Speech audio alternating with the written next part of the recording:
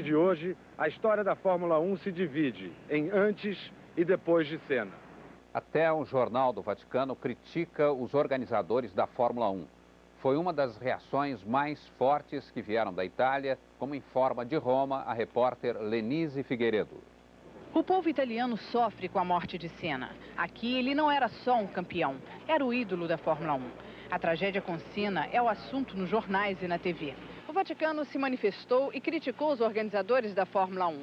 No Osservatore Romano, o jornal oficial do Vaticano, saiu hoje com um grande artigo contra a decisão de terem continuado a corrida de Imola depois dos acidentes com Ratzenberger e Senna. Para o Vaticano, foi um show que contribuiu para um espetáculo brutal. E protesta, dizendo que o ruído dos motores e a faísca na pista prevaleceram sobre a morte silenciosa do homem. As imagens de Senna no triste acidente de ontem estão nas emissoras de TV de todo o país. Os telejornais mostram que o Brasil chora e falam do luto nacional de 3 dias. A dor é grande. As reportagens na Itália emocionam e, com o fundo musical brasileiro, mostram as lembranças de vitória e de felicidade no rosto de Senna, que foram divididas e que agora ficam para todo mundo.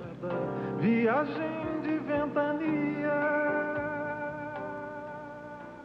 Nos Estados Unidos, o impacto da morte de Ayrton Senna abalou um dos maiores campeões da história da Fórmula 1, Emerson Fittipaldi. A tragédia também foi destaque na imprensa americana. Nova York amanheceu com um sol, num estado de normalidade que para nós brasileiros quase beirava a impertinência. A morte de Senna foi noticiada em todas as TVs. A CNN até fez um editorial sobre a falta de segurança na Fórmula 1. Os jornais também descreveram o acidente e empilharam elogios e elogios sobre o piloto brasileiro. O New York Times, o mais generoso, o mais preciso.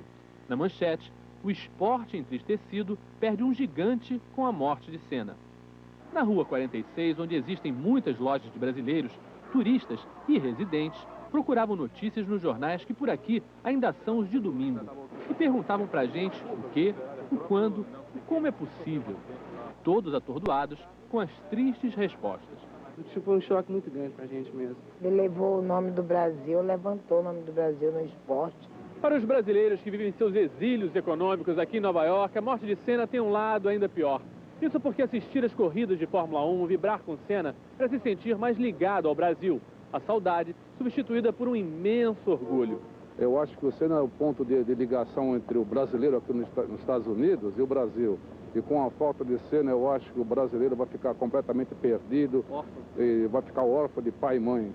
Quase paternal com Senna, o piloto Emerson Fittipaldi só agora à tarde conseguiu falar sobre a tragédia. Para mim vai ser muito difícil assistir um grande prêmio sem ver o Ayrton. O choro e o desabafo de Nuno Cobra, o homem que conheceu a mente e preparou o corpo de Senna para as corridas. Pouca gente conhecia tão bem Ayrton Senna como este homem, Nuno Cobra. Ele era o preparador físico do piloto. Entre eles, não havia distâncias. Na semana passada, Senna estava em Portugal e Nuno orientou os exercícios do amigo pelo telefone. Durante 10 anos e 3 meses, Nuno Cobra preparou o físico de Ayrton para que o piloto Senna vencesse. Foram anos de treinos, anos de confidência. Por isso, a morte de Ayrton Senna foi um choque para ele. Hoje, o normalmente tímido Nuno Cobra é um homem revoltado. Um final de reta sem escape, um paredão sem pneu, nem caixa de brita tinha. A minha revolta com esse circo de Fórmula 1, que eu acredito que nunca mais será o mesmo. A caminho da lua de mel no Caribe, Pelé, o rei do futebol, deixou uma mensagem de otimismo sobre o rei das pistas. Pelé erguia o braço antes de receber o abraço das comemorações. Senna festejava as vitórias do braço com o braço também erguido. O gênio dos gramados e o gênio das pistas encarnavam no mesmo gesto a alegria dos torcedores. Sábado, o país ficou ligado no casamento de Pelé, antecipando uma outra festa a 10 mil quilômetros de distância. Mas o fim de semana, que deveria ser só de alegria, acabou dividindo o caminho dos dois maiores ídolos que o esporte brasileiro já produziu. Hoje, Pelé viajou com a mulher, a Síria, para o Caribe, onde eles vão passar a lua de mel. Dividido entre a felicidade do novo casamento e a tristeza pela perda do amigo, Pelé lembrou que Senna ajudou a dar dignidade ao país. A vida continua, nós temos que continuar defendendo o Brasil aí fora e Senna vai nos ajudar de toda maneira onde ele estiver. Mais de 24 horas depois da tragédia de Imola, o sentimento de tristeza está em cada canto do país. Um discreto sinal de respeito mudou a bandeira do Brasil. Pitadas de preto nas sacadas, nas ruas e estacionamentos, nas roupas que as pessoas escolheram para começar a semana. E principalmente na incredulidade que persiste mais de 24 horas depois.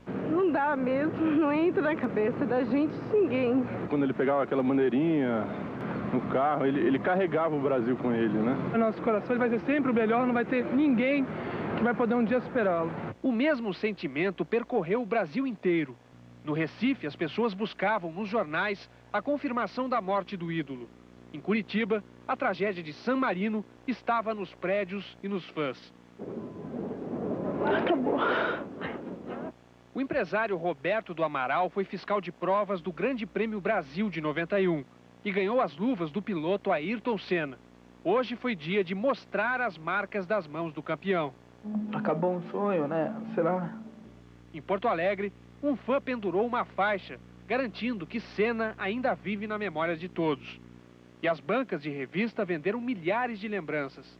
Em Belo Horizonte, esta escola suspendeu as aulas e os alunos foram para o pátio cantar o hino nacional e chorar. É difícil medir o tamanho da paixão dos brasileiros pela Fórmula 1. Uma paixão conquistada pelo talento dos nossos pilotos. Tristes todos ficamos.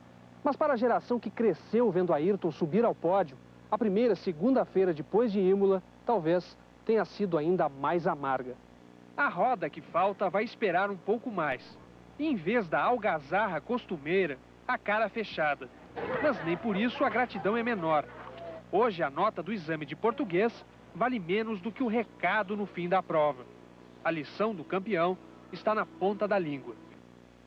A seguir, o amigo Rubens Barrichello volta ao Brasil e se emociona outra vez ao falar de Senna. O trailer da equipe Pacific, que levava os seus carros daqui da Itália para a Inglaterra, pegou fogo na estrada. Agora, quase 15 para as 2 da manhã aqui em Bolonha, ainda há um movimento de fãs em frente ao Instituto Médico Legal da cidade. E o que essa gente quer é uma explicação para o que aconteceu domingo. E começam a surgir as versões conflitantes sobre o acidente. Um dos donos da equipe Williams, Patrick Head, disse que o erro foi de Senna. Ayrton teria tirado o pé do acelerador ao passar sobre uma emenda da pista. E quem veio em defesa de Senna, que não pode mais se defender, foi o rival histórico Alain Prost. Prost descartou qualquer possibilidade de erro humano e disse que o acidente deve ter sido causado por um erro técnico, mecânico. Alain Prost convocou a formação imediata de uma comissão independente da Fórmula 1, composta por mecânicos, engenheiros, pilotos, para reavaliar todas as condições de segurança do esporte. Pedro Bial, de Bolonha, na Itália. Rubinho Barrichello chegou da Europa hoje cedo. Veio ao Brasil para se despedir do companheiro das pistas. No aeroporto de Cumbica, logo depois do desembarque, Rubinho Barrichello ainda estava inconformado com a morte de Ayrton Senna. Aquela imagem dele batendo e eu estava em frente à televisão e na verdade eu queria entrar pela televisão para poder fazer alguma coisa. Quando eu bati, ele foi até o ambulatório, me deu um carinho muito grande. Só depois de muito falar sobre a tragédia do fim de semana, Rubens Barrichello fez o que mais queria e precisava. Foi para a casa dos pais para desabafar e se consolar com a família. Quando chegou em casa, Barrichello parou em frente à televisão e assistiu emocionado a mais uma homenagem ao tricampeão mundial. Um herói, mesmo ferido, não pode partir. Ele fica com a gente, não parte. Jamais. A tristeza de Rubinho só teve conforto no colo da mãe. Ali ele também ganhou o apoio que precisa para continuar desafiando o perigo nas velozes pistas da Fórmula 1. Por tudo que aconteceu, se dependesse da senhora, a senhora deixava o Rubinho continuar correndo? Olha, por incrível que pareça, ele está fazendo o que quer, o que ele se sente feliz. Não adianta eu tê-lo ao meu lado e uma pessoa infeliz. Eu não penso em parar agora, porque porque primeiro é a coisa que eu mais amo fazer, como já falei. E segundo, porque eu acho que o Ayrton Senna era uma pessoa que torcia por mim. Eu tive pessoas que me falaram que na corrida do Japão, quando ele ficou fora, a alegria maior.